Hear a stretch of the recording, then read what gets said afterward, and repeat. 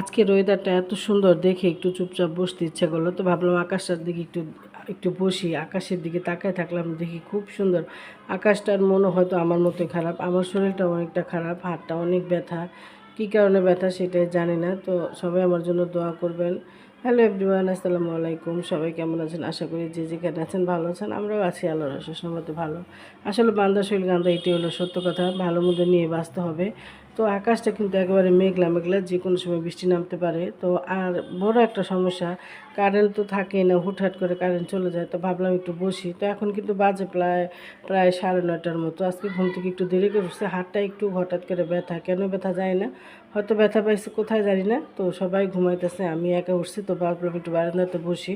তো আর আমাদের ঢাকা শহরের বাসা সেরকম খোলামেলা না, তো তাই বসার মতো কোনো প্লেস নাই। তো এই বারান্দাটা একটু মাঝে মধ্যে সকালবেলা বসি। তো আজকে সকালে নাস্তা তেমন কিছু করবো না, তো গতকালকে রাত্রে এগুলো সবজিগুলি কেটে রাখছিলাম। আজকে একটু নুডলস রান্না করবো। আর আপনাদের ভাইয়া বাজারে গেছে, সম্ভবত আমার জন্য সে কোনো কাজ নিয়ে আসবে। তো ভাবলাম আজকে একটু নুডলস বেশি করে রান্না করি, যেহেতু বেলা হয়ে গেছে কিন্তু অনেকটাই, 10টা 11টা বেজে গেছে। এটাই দুপুরে আজকে নুডলসই খাবো দুপুরবেলা।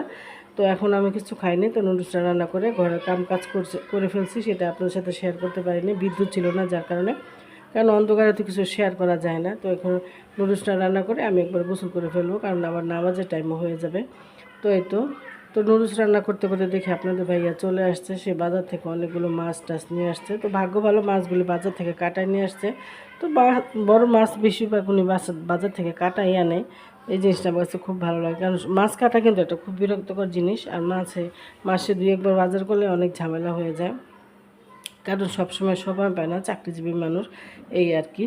তো একটু ছোট্ট করে একটা কথা বলি, যারা আমার ভিডিওটা এখন কন্টিনিউ করতেছেন অবশ্যই একটা লাইক কমেন্ট দিয়ে করবেন। কারণ একটা কমেন্ট হলো, একটা কমেন্ট কিন্তু একটা শব্দ না, এটা হলো একটা যোগাযোগের মাধ্যম। কারণ আপনি আমাকে একটা কমেন্ট করলে আমিও আপনার পরিবারে যেতে পারবো। তো সবাই সবার পরিবারে যাওয়ার জন্য সবাই সবাইকে সহযোগিতা করবেন, আর সবাই সবার সাথে যুক্ত থাকার চেষ্টা করব আমরা। তো এখানে আসলে সবাই আমরা ভালোবেসে কাজ করতে এসেছি, আসলে স্বার্থ কিছুই না।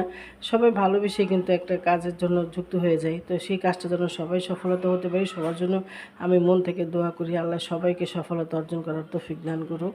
তো এই তো নুডলস আমার রান্না হয়ে গেছে। তো এটা আমি মুরগির মাংস দিচ্ছি, প্লাস 2টা ডিমও দিচ্ছি, কারণ অনেকটাই রান্না করছি, কারণ যাতে দুপুরবেলা হয়ে যায়। এটা নাস্তা আমি এখনও করি নাই। তো আমার গোসল শেষ, তো আপনাদের ভাই আমার জন্য বাজার নিয়ে হাজির হয়েছে।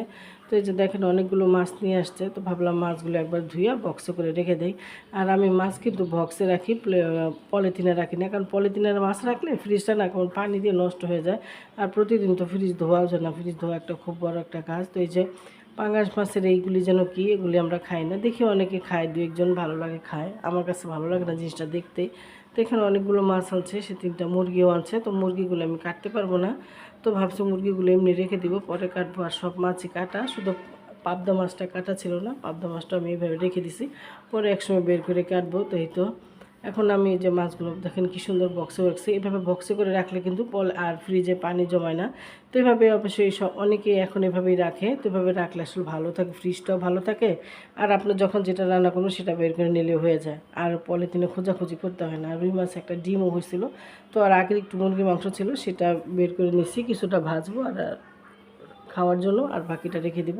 আর মুরগিগুলো কিন্তু আমি কাটি নাই। তো মাছগুলো খুবই টাটকা ছিল, কারণ সকাল সকাল বাজারে গেছে, তো সে কারণ বাজার থেকে মাছ নিয়ে আসতে।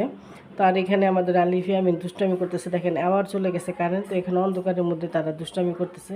তো ভাবলাম অন্ধকারে একটা ভিডিও শেয়ার করি আপনার সাথে। তো এখানে বেলুন দিয়ে 2 ভাই খেলাধুলা করতেছে। তো আমাদের আলিফিয়া আমিনের জন্য দোয়া করবেন। তো আশা করি ভিডিওটা যদি ভালো লাগে অবশ্যই একটা লাইক কমেন্ট করে যাবেন, আর আমার চ্যানেলটা সাবস্ক্রাইব করে দিবেন।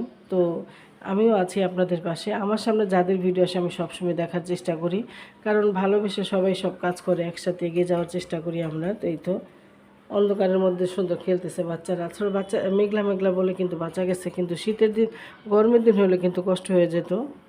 মেঘলা মেঘলা ওয়েদারের কারণে বাচ্চারা তেমন একটা গরম ভোগ করতেছে না। তো আসলে এরকম ওয়েদার কিন্তু ভালোই লাগে, আমার কাছে মেঘলা মেঘলা ওয়েদার ভালো লাগে। কিন্তু বৃষ্টি কিন্তু সবার জন্য আনন্দ নিয়ে আসে না, আবার অনেকের অনেক বিপদ। তো গ্রামের অবস্থা কিন্তু অনেক খারাপ বৃষ্টিতে।